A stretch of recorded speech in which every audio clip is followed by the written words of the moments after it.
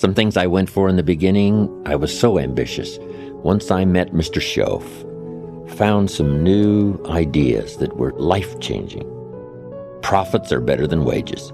It helped me become wealthy. Work harder on yourself than you do on your job. I'd never heard of that before. Success is something you attract by becoming an attractive person. It's not something you pursue. Wow. Those things really revolutionized my life, and I got so excited about now becoming successful. I knew then I was going to become wealthy and successful, but I think I was a bit overambitious. Some things I went for in the beginning cost me too much. If I'd have known what it was going to cost, I wouldn't have paid. But sometimes you just don't know till after. You think, oh, this is it, this is it. Sure enough, when you finally acquire it or reach that position, you look back and say, wow, I spent too much time, too much money. I let go some values that really are important to me that I forgot about or misjudged what it was going to cost. So I think we always have to look into the future and say, what do I want and what's that going to cost? There's two great words of antiquity everybody should learn. Here they are, one's positive and one's negative. And we studied a bit about that yesterday. Positive, negative. Here's the positive word from antiquity. Behold. That's the positive word. Behold the possibilities, behold the opportunity, behold the future and give it design. Behold and look at the chances you've got. Behold, spring has come. Behold, the day has arrived and the sun is shining and the shadows are fleeing away. Behold, the next person you can meet might be your friend for life. Behold, the next person might be a colleague forever. Behold, that's the positive word, behold. Now, here's the negative word, beware. And now I want to give you a sentence to jot down that's very valuable. Here's what it is. Beware of what you become in pursuit of what you want. Beware.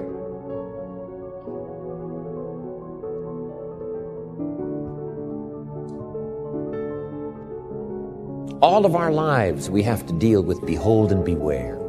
When a kid goes to school, it's behold the opportunity and beware the dangers. Behold and beware.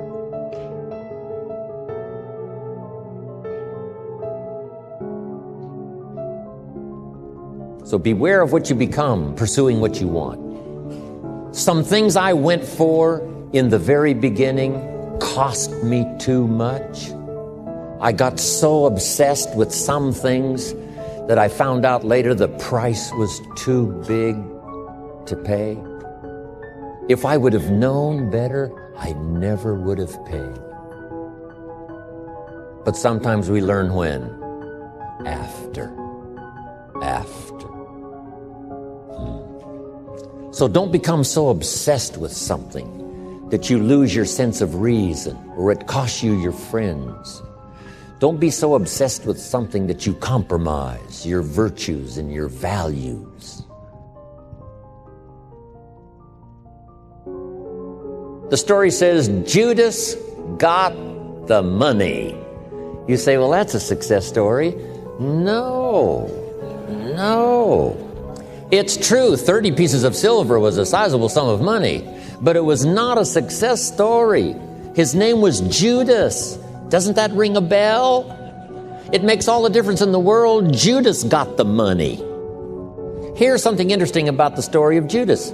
After he got the money, he was unhappy. Someone says, well, if you had a fortune in your hand, why would you be unhappy? And here's the key. He was not unhappy with the money. He was unhappy with himself. Here's a key phrase. The greatest source of unhappiness is self-unhappiness. It's not from outside the things that make us unhappy. The greatest devastating unhappiness is to be unhappy with yourself. Now, a mild form of unhappiness is constructive. The desperate form of unhappiness is destructive. It's like worry. We should all worry a little, but not let it destroy our lives. If you're in New York about to step off the curb in downtown Manhattan and the yellow taxi's coming, best you worry enough to get your feet back up on the curb lest you get yourself wiped out. So it's called caution, but not undue caution. It's called fear and worry, but not the worry that kills you, not the worry that destroys you. It's like hate. You don't need to hate your job. Save your hate for the important things like evil, like the weeds that attack your garden, like the diabolical ideas that try to entice your children, right? You don't need to hate everything. I hate this, I hate that. That's the misuse of your hate. Save it for the things we really must hate. But this is so important now to beware. Judas was so unhappy, he tried to take the money back. They said, heck with you, we got what we wanted, you got what you wanted, out. They threw him out with his money. Now he becomes so desperate, he goes out and hangs himself for what he did. He became a traitor. So that's the caution now. If Judas could speak back to us in any kind of clear language, here's what he might say. Beware of what you become in pursuit of what you want. Don't sell out. It's not worth it. The whole balance, I think, is important all of your life. For our kids, so much learning and so much play and so much education and so much time off. And you have to just not overload kids with too much time to learn. A little change of pace. Back when I went to school, we called it recess, right? You can't stay at it, like hour after hour. You have to take a little break and take some time. But it's true as an entrepreneur. It's true in a sales career. It's true for a minister of a church. Whatever you're in is to find that balance of working hard so that the job gets done, but also taking the time.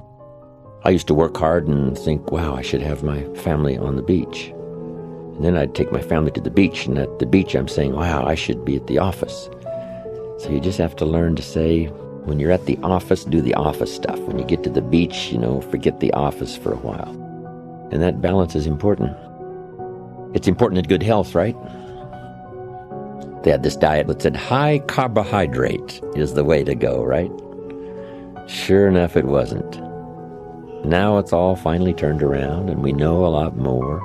And it's called high protein, low carbohydrate, and all the rest. So you just have to keep up with whatever's happening. Be a student, not necessarily a follower. You pick up a book on nutrition. This one says, if you do this, you'll live forever. You pick up the second book, and it says, if you do what that first book says, you'll die young. And then the question is, what should I do? Which book should I follow? You say, no, read them both, and then make up your own mind. Be a student, not a follower. Beware of what you become in pursuit of what you want. Be a student and not a follower. These are two classic Jim Rohn quotes that have served his legion of seminar attendees over the years in fashioning a high-quality life based on following their own inner voice. Another classic concept from Jim is his idea of enlightened self-interest. Now, many people think that self-interest of any kind is incompatible with an enlightened, high-quality life that serves others. Yet, with a little explanation, Jim is sure he can convince you otherwise. The best way I can care for you is to care for myself. The best gift I can give you is the gift of my personal development. If I become 10 times wiser, 10 times stronger, 10 times more capable, think of what that will do for our friendship. The first self-interest is to survive. I do an interesting thing now on the instructions given to the first couple, Adam and Eve, after the garden experience. The instructions were, number one, multiply. It's a lonely world with two people. But the second instruction was interesting, and I try to find ways to translate it when I lecture in other countries. And it says to be fruitful or productive. First, you need to produce enough to survive.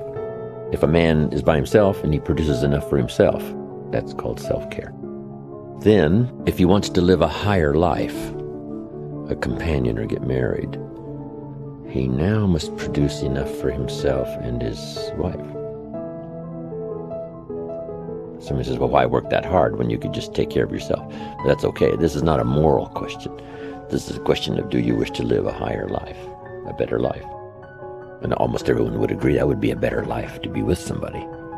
But now comes the challenge now to produce enough for two instead of for one. Now they decide to have children. Now the man must figure out a way to produce enough for himself and his family, his children. And the question always is, why do that? Why not just take care of himself? And said, this is self-care. First to survive, then to live a better life. He pays that extra price of producing more than he needs for himself so that he can live a better life. Then the next challenge is that the end of it? And the answer is no. Why wouldn't a man think of ways now to produce more than he needs for himself and his family? And the question is, why work that hard? Why do that? And the answer is to be generous, which is an even higher life. Then I take it 2 more steps. Why not accept the challenge to produce much more than you need for yourself and for your family? Somebody says, well, that's ridiculous. Why do that?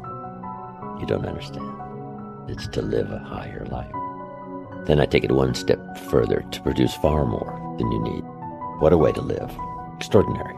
It's okay to live an ordinary life and a pretty good life, but how about an extraordinary life? To produce far more than you need for yourself and your children. Suppose you make $10 million a year and you and your family only need $3 million. Some families are more expensive than others, but let's say $3 million would pretty well cover most every family. Now you've got $7 million to give, to share. How about that kind of life? It's called extraordinary. To produce more and far more than you need for yourself. A high-quality life is a life lived with style. Jim calls it lifestyle, how to get joy from your substance. A life that is aligned with values does not have to be dull and boring. Quite to the contrary, Jim Rohn calls lifestyle an art, the art of living well. It is an art that can be developed in almost any circumstances to expand your celebration of all that life has to offer. It's best to earn some of that early money in lifestyle. Go to the movies. Take 2 vacations instead of 1. Just some little extra things that now the family gets inspired by this new commitment to earning more and becoming more and making the studies and learning the skills and whatever you have to do. Now you make it more worthwhile for the family by thinking of lifestyle changes that now become very exciting. Go to the concert. My parents said, don't miss anything. Don't miss the play, the music, the songs, the performances, the movie, whatever's happening. At age 93, my father, before he died, if you would have called him at 10:30, 11 o'clock at night, he wouldn't be home. He's at the rodeo, he's at church, he's at the play, the performance, he's watching the kids play softball at age 93. So he did it as well as taught it. Don't miss anything. So those changes in lifestyle. When I started making some extra money, I opened up an account for my wife, and I called it No Questions Asked account.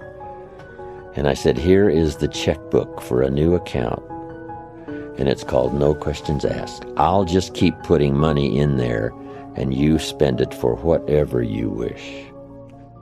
It was life-changing. It wasn't a fortune, but she didn't have to ask anymore for money, because I could sense that it was a little embarrassing at times when she had to ask me for money. I thought, well, that's not good. So the first time I get a chance, here's what I'm going to do. And sure enough, I did it. No Questions Asked account. You can't believe what that did. It was absolutely amazing. Anything you can think of that helps to change lifestyle is called making a living, but also making a life. Lifestyle, social friendships, church, community, country, all those things that make a composite of our overall life. You start furnishing that with new vigor, vitality, money, whatever it takes to expand your life into what I call the good life, as well as economics. It doesn't take a lot. How much is a movie, right? Even for a person of modest means, $6 or something. Costs $60 million to make it and only costs $6 to see it. Part of it's just simply priority. Less soft drinks, more movies. Everybody's got the money. The story I tell of the lady who invested the $1, now she's a millionaire.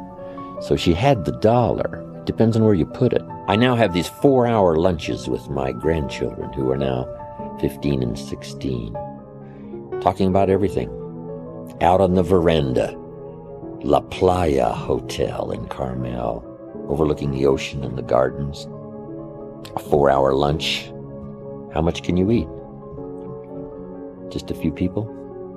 But at the end of 4 hours, you're richer than when you sat down in terms of exchanging ideas, confidences, experiences, plans for the future, accomplishments.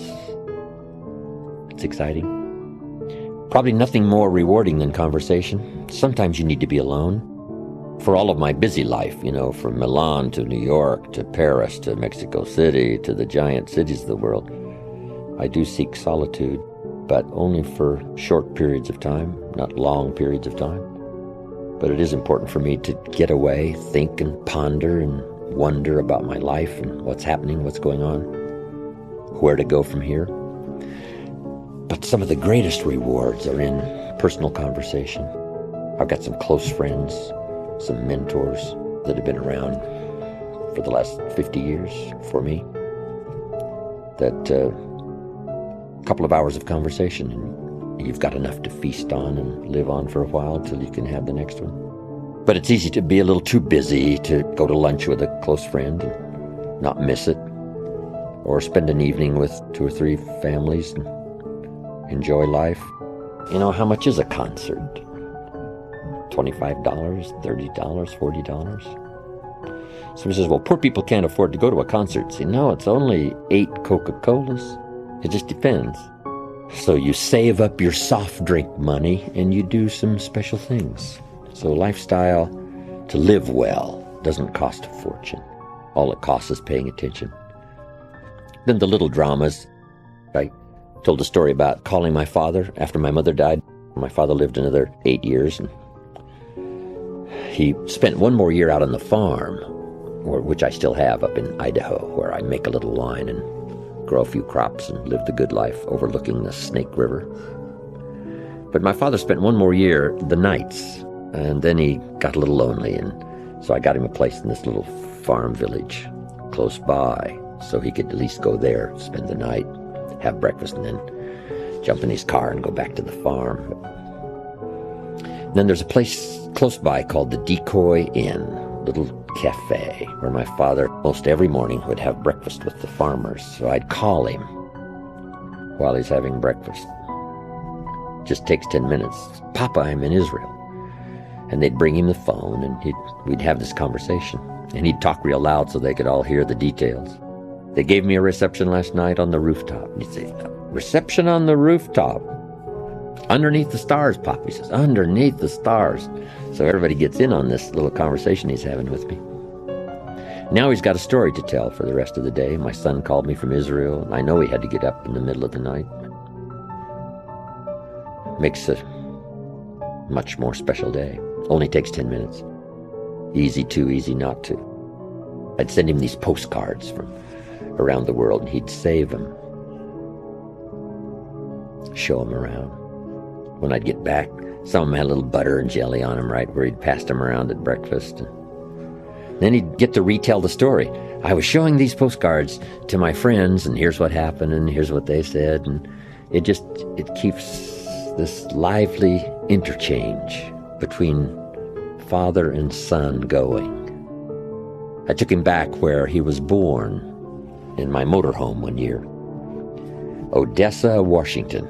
Went to the newspaper office, and he went back into the vaults in this little community, and he found some newspapers dated 1903, when my father was born. So we went through them. No record of his birth. I said, you were born out in the country, Papa. There's no record of your birth here. Like me, I was born at home. Then we went back to Wheeler, where he last went to school. When they had a place in town, they used to have a dry wheat farm, a couple of 1,000 acres in Moses Lake. But we went back to Wheeler, where he last went to school. He used to arrive early, before the teachers got there, and lit the fires in this old stove, 1 or 2 room school. And it was gone. Tried to locate the place where they might have lived and couldn't find it. It's probably gone.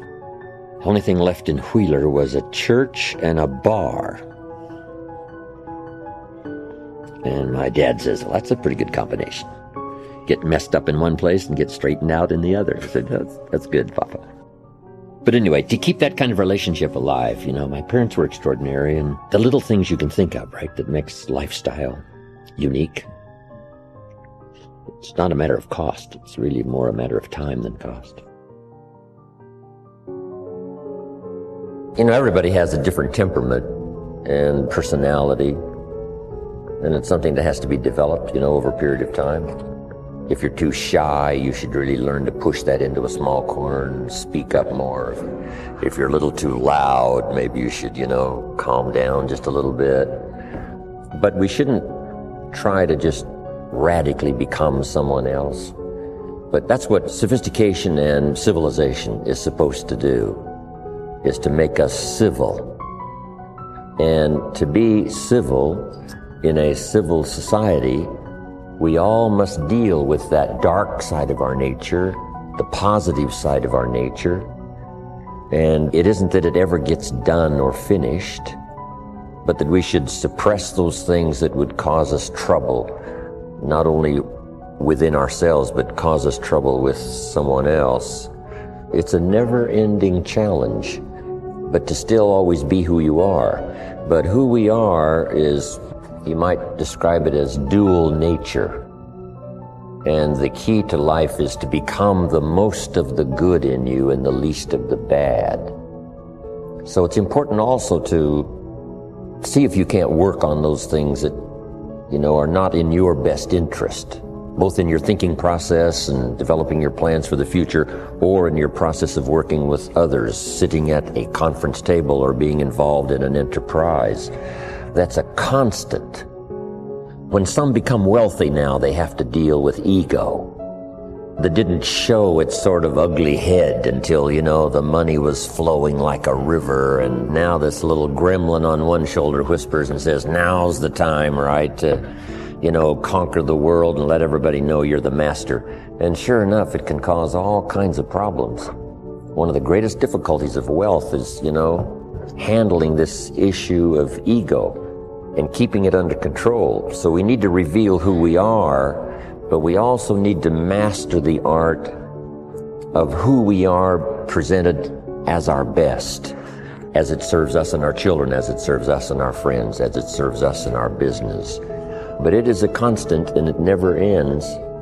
But if we can make a personal appeal to ourselves, I want to constantly work on developing the positive side of my nature and do my best to suppress that darker side that would not allow me to be most of what I can possibly be. I think that's what's important. When a president becomes president, it's interesting, what ego might do. Old Testament says this king came to power and he was a good king. Then the next king came to power and he was a bad king. And that's always happening, whether it's good king, bad king, or whether it's inside of our own head. We all have to deal with that. But we might make this note, it's part of the great adventure to deal with it, to become civilized, and to not allow ourselves as we journey along to become uncivilized in our behavior, in our language, in our style, and to try to keep that balance going consistently and present that as the best part of us, as who we are, and then let people see that.